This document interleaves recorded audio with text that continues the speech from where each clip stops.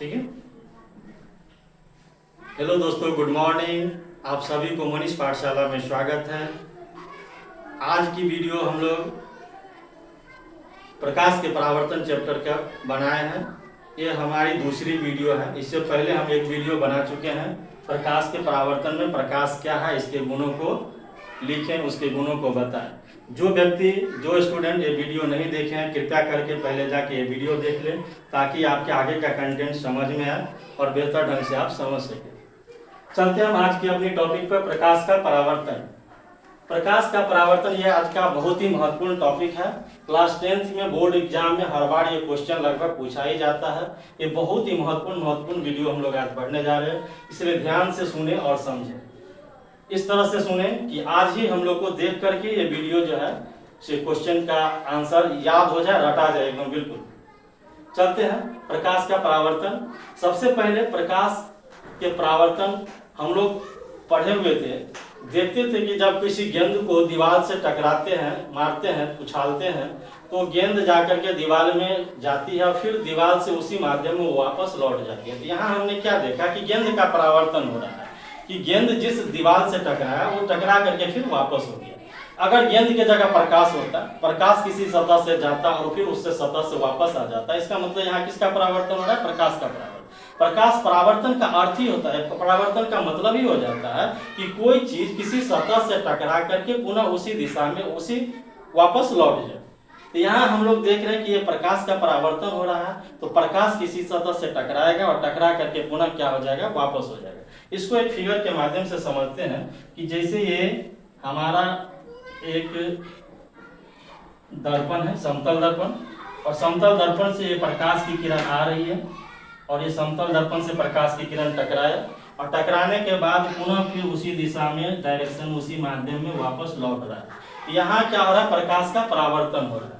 तो इसी फिगर से हम प्रकाश की परावर्तन का डेफिनेशन बना लेंगे कि क्या होता है। प्रकाश किसी वस्तु से टकराकर वापस लौटना की घटना को प्रकाश का परावर्तन करते हैं। देखिए, प्रकाश के किसी वस्तु से टकराकर वापस लौटने की घटना को प्रकाश का परावर्तन करते हैं। आपसे कोई पूछे प्रकाश का परावर्तन क्या है, तो बिल्कुल आसानी से हमारा जवाब होगा कि प्रकाश के किसी सतह से टकराकर वापस लौटने की घटना ही प्रकाश का परावर्तन कहलाता है। समझ में आ रहा है? फिर से एक बार याद कर देते हैं, प्रकाश का परावर्तन क्या है? प्रकाश किसी वस्तु से टकराकर वापस लौटने की घटना को प्रकाश का परावर्तन कहते हैं। अब चलते हैं प्रकाश के परावर्तन के नियम। प्रकाश के परावर्तन के दो निम्नलिखित नियम हैं। प्रकाश के परावर्तन के निम्नलिखित दो नियम हैं। अब ये दो नियम क्या है? इस दो नियम को समझने से पहले कुछ कंटेंट ऐसे है जिसको समझना जरूरी होगा, क्योंकि जब हम ये नहीं जानेंगे तो हम समझ नहीं पाएंगे प्रकाश का परावर्तन का नियम। इसीलिए समझते हैं, जैसे कोई किरणें आ रही है, उस किरण का नाम क्या हो? जो किरण किसी सतह से टकराती है उसको हम लोग कहते हैं आपतित किरण। क्या कहेंगे? आपतित किरण। दर्पण से या किसी सतह से जो टकराने वाली किरण है उस किरण का नाम होता है आपतित किरण। फिर टकराने के बाद जो वापस लौटती है उस वापस लौटने वाली किरण को कहते हैं हम लोग परावर्तित किरण। क्या कहेंगे? परावर्तित किरण। जो किरण वापस लौटती है उसको कहते हैं परावर्तित किरण। और बीच में एक अभिलंब होता है, ये जो लंब डाल रहे हम लोग इसको कहते हैं अभिलंब। ये हो गया आपका अभिलंब, ये हो गया आपका अभिलंब। और अभिलंब और आपतित किरण, ये जो है अभिलंब और आपतित किरण, इसके बीच में जो कोण बनता है उस कोण को कहते हैं आपतन कोण। आपतन कोण, जिसको अंग्रेजी में कहते हैं incident of angle, angle of incident. Angle of incident यानी आई से शुरू हो रहा है, इंसिडेंस आई से शुरू होता है, इसलिए इसका हम लोग एब्रिविएशन वर्ड शॉर्टकट आई लिखते हैं। यानी आपतन कोण का जो शॉर्ट फॉर्म होता है वो आई हो गया। और फिर अभिलंब और परावर्तित किरण, अभिलंब और परावर्तित किरण के बीच में जो कोण बनता है उस कोण को कहते हैं हम लोग परावर्तन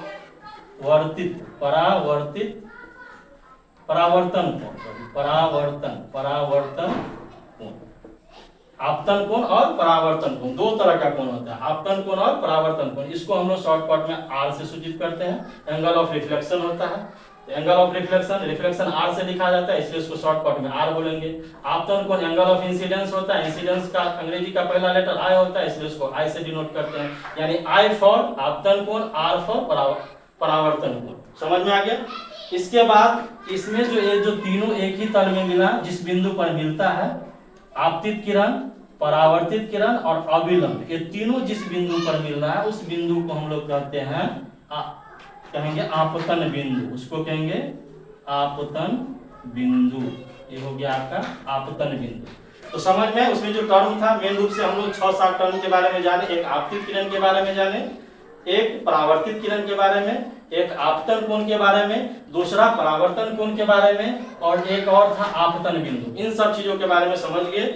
आने वाली किरण को आपतित किरण, लौटने वाली किरण को परावर्तित किरण, और एक जो लंब होता है उसको कहते हैं अभिलंब। अभिलंब और आपतित किरण के बीच में जो कोण बन रहा है उसको आपतन कोण, और अभिलंब और परावर्तित किरण के बीच में जो कोण बन रहा है उसको कहेंगे परावर्तन कोण, और तीनों चीज जिस बिंदु पे आके मिलता है उसको कहते हैं आपतन बिंदु। ठीक है। अब इसी से निकल के आता है उसका नियम। प्रकाश के परावर्तन के 2 नियम होते हैं। आपसे कोई पूछे प्रकाश के परावर्तन के कितने नियम हैं, तो बताएंगे प्रकाश के परावर्तन के 2 नियम है। पहला नियम, ये जो आपतित किरण है, परावर्तित किरण और ये अभिलंब, ये तीनों एक ही तल में होंगे। देख रहे हैं, आपतित किरण, परावर्तित किरण और अभिलंब, ये तीनों एक ही तल में आके मिल रहा है, एक ही जगह पे, एक ही पॉइंट पे मिल रहा है, यानी एक ही तल में मिल रहा है। तो यही लिखे हैं, आपतित किरण, परावर्तित किरण तथा आपतन बिंदु पर खींचा गया अभिलंब, तीनों एक ही समतल में होते हैं। तो पहला नियम समझ में आ गया।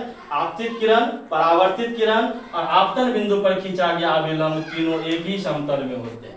दूसरा नियम क्या है प्रकाश का परावर्तन का? दूसरा नियम है, ये जो आपतन कोण होता है, ये जो कोण देख रहे हैं आप आई, आपतन कोण जिसे कहेंगे, और दूसरा जो देख रहे हैं आर, जिसको हम लोग परावर्तन कोण कहेंगे, ये दोनों आपस में बराबर होता है।